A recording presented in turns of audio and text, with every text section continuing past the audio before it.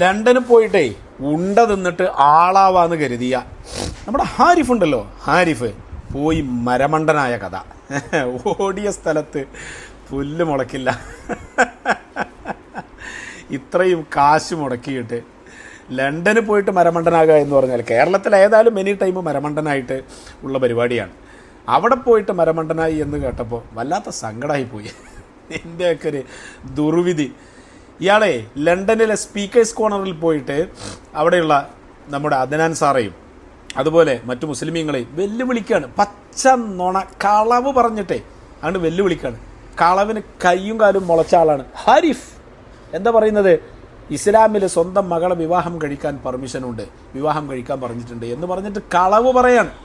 എന്ന സൂറത്തു നിസായിൽ അള്ള പറയുന്നത് എന്താ? ഹുരിമത്, നിഷിദ്ധമാക്കപ്പെട്ടിരിക്കുന്നു, ശക്തമായി നിഷിദ്ധമാക്കപ്പെട്ടിരിക്കുന്നു, അലൈക്കും, നിങ്ങളുടെ മേലിൽ, ഉമ്മഹാത്തുക്കും, നിങ്ങളുടെ ഉമ്മമാരെ വിവാഹം കഴിക്കുന്നത് ശക്തമായി നിഷിദ്ധമാക്കിയ മതമാണ് ഇസ്ലാം എന്ന് പറഞ്ഞിട്ട് സൂറത്തു നിസായില വിശാലമായ ആയത്താണ്. ആരെ വിവാഹം കഴിക്കാൻ പാടില്ല എന്ന് എണ്ണി പറയുന്ന ദീർഘമായ ആയത്തിൻ്റെ ബാക്കി ഭാഗത്തിൽ അള്ളാഹു പറയുന്നു, വ ബനാത്തുക്കും, നിങ്ങളുടെ പെൺകുട്ടികളെയും വിവാഹം കഴിക്കുന്നത് ശക്തമായി നിഷിദ്ധമാക്കപ്പെട്ടിരിക്കുന്നു. അങ്ങനെ നിഷിദ്ധമാക്കിയ മതമാണ് പരിശുദ്ധ ഇസ്ലാം എന്ന് കൃത്യമായി പറഞ്ഞ സംഭവമാണ്. പച്ചക്കള്ളം ആയിട്ടാണ് അവതരിപ്പിക്കുക.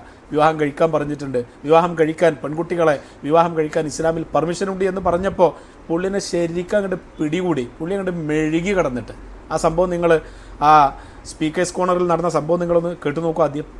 This guy standing here in front of multiple cameras made a claim the Quran tells Muslims to marry their own children. I want the ayah. I want the verse right now. Or you apologize.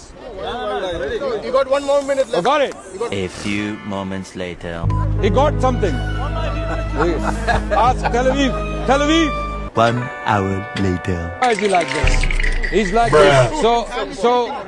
ഈ കോയാക്കോള് സംവിധാനത്തിലെ നുണ പറഞ്ഞിട്ട് ആളുകളെ പറ്റിക്കുന്ന പോലെ ആവില്ല, മനസ്സിലായില്ലേ? അവിടെ ചെന്നപ്പോൾ പുള്ളി കുടുങ്ങിപ്പോയി. ഇവിടുന്ന് ഇസ്ലാമിൻ്റെ വിരോധികളിൽ നിന്ന് അച്ചാരം വാങ്ങിയിട്ടേ നല്ല ബിസിനസ്സാണ്, നല്ല പരിപാടിയാണ്.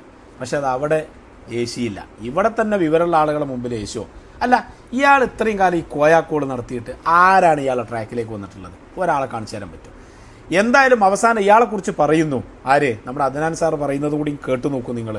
ഇവൻ കള്ളനാണ്, ഇവൻ ആളുകളെ വഞ്ചിക്കുന്നവനാണ്, നത്തിങ് ആണ്, ഒരു സംഭവം ഇയാളിലില്ല എന്ന് പറയുന്നത് നിങ്ങളൊന്ന് കേട്ടു നോക്കൂ. People cause all gullible Indian masses to hate Muslims because of the lies. But when we confront them, when we challenge them, there is nothing. മനസ്സിലായി?